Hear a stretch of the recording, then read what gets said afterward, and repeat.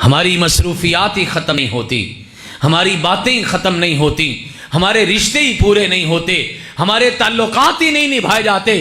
कायनात का सबसे रहीम, सबसे करीम और सबसे बेहतरीन इंसान मुहम्मदुर रसूलुल्लाह सल्लल्लाहु अलैहि वसल्लम अपने घर वालों के अंदर बैठा है, टाइम दे रहे हैं, बात हो रही है, अल्लाह अकबर की आवाज आती है, खामोशी से उठ के चले जाते हैं। मां कहती हैं ऐसे उठ के चले जाते जैसे हमें जानते ही नहीं है। करिए ना अमल इस पर, आपके घर वाले भी नमाजी बनेंगे। और फिर पते की बात यह है, आपको देख के अगर वो नमाजी बन गए, अल्लाह की कसम नमाज वो पढ़ेंगे, सवाब आपको मिलेगा और मुसलसल मिलेगा। और फिर जब बीवी भी नमाज पढ़े, शौहर भी नमाज पढ़े, फिर सारे के सारे जो हैं इंशाल्लाह नस्लें ही नमाजी बन जाएंगे। एक बात पे थोड़ा सा गौर किया करें, दो किस्म की तस्वीरें हैं। पहली तस्वीर ये है कि मैं नमाज पढ़ता हूँ, अल्हम्दुलिल्लाह मेरे घर वाले भी नमाज पढ़ते हैं, हमें देखकर हमारी औलाद भी नमाज पढ़ती है, आगे नस्ल इंशाल्लाह चलेगी, वो भी नमाजी बनेगी। मैं मर जाता हूँ, कब्रों में चला गया, रोज़ाना 5 वक्त की अजान तो होती रहेगी ना, क़यामत तक इंशाल्लाह होती रहेगी और नस्लें भी ये चलती रहेंगी।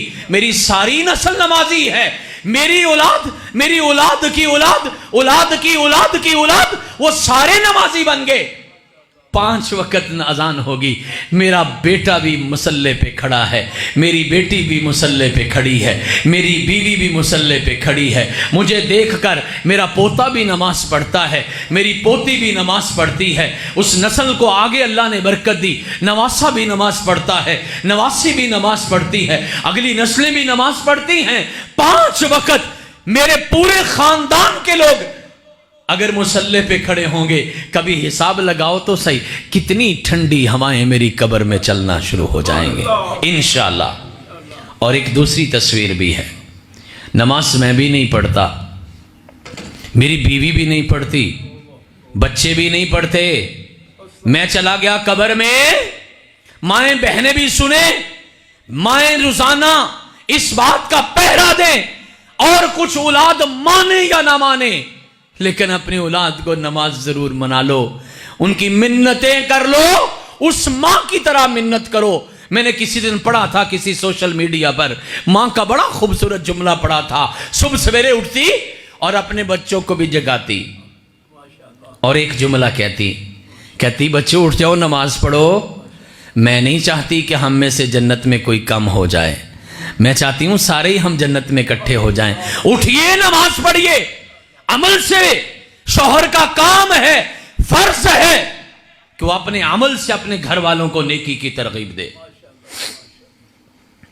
और कहे भी, जगाए भी, दावत भी दे।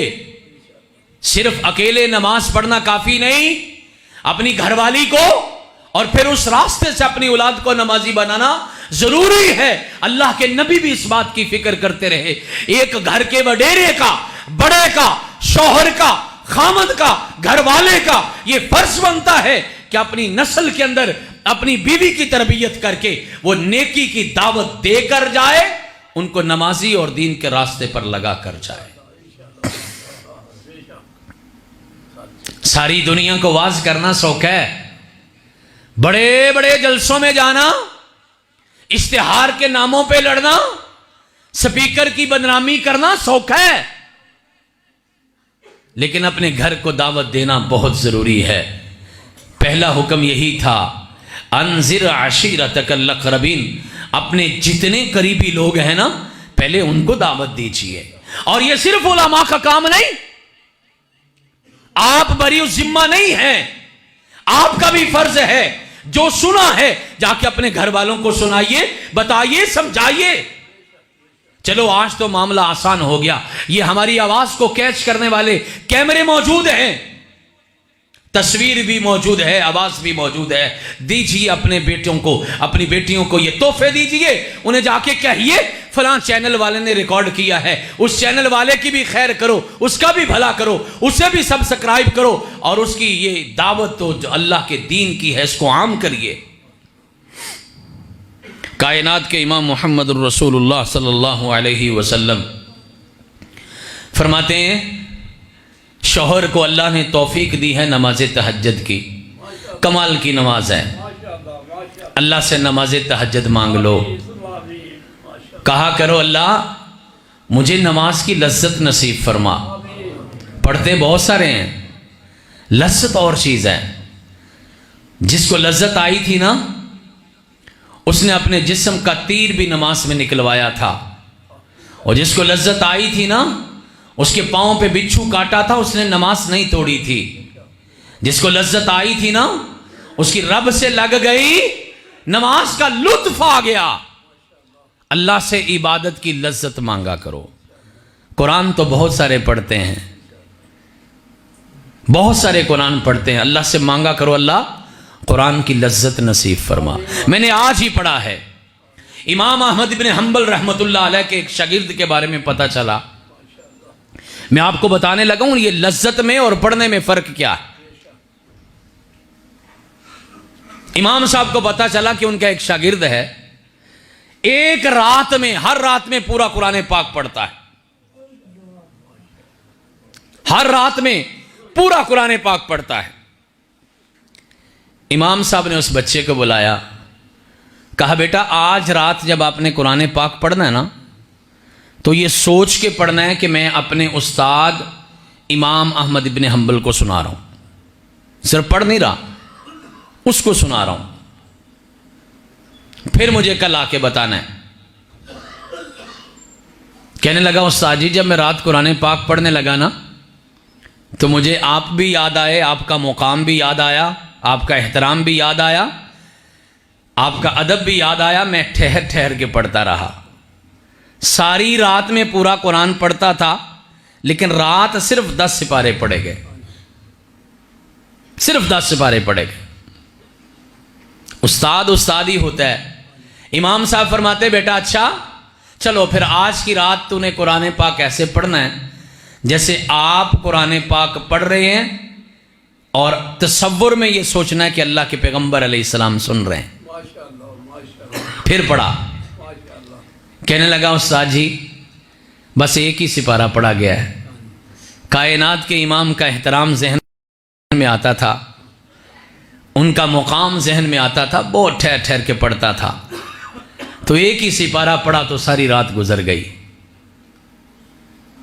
उस्ताद ने कहा अच्छा बेटा आज की रात फिर कुरान ऐसे पढ़ना जैसे तू पढ़ रहा है आसमान वाला सुन रहा है। आज अल्लाह को कुरान सुनाना। सुबह आ गया और आंखों में आंसू थे।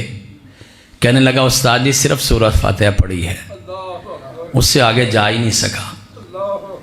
कुरान को लज्जत लेके पढ़ना, नमाज की लज्जत, अल्लाह से इबादत की लज्जत मांगा करो, जिसे नसीब हो जाए। मैं नमाज तहज्जुद की बात कर रहा हूं। कायनात के इमाम ने कहा था फ़इन्नहु दाबुस सालिहीन क़ब्लकुम, ये अल्लाह के नेक बंदों की निशानी है, ये अल्लाह के नेक बंदों की आदत है। जो नमाज तहज्जुद पढ़ते हैं वो अल्लाह वाले, अल्लाह के नेक बंदों में शामिल होते हैं। मग़फ़िरतुल लिज़ुनूबिकुम, तुम्हारे गुनाहों की बख्शिश का रास्ता है। और फरमाया ये मरज़ातुल लिरब्बिकुम, ये तुम्हारे रब की रजामंदी का रास्ता है। मेरा मौजू ये नहीं है इसलिए मैं जल्दी कर रहा हूं।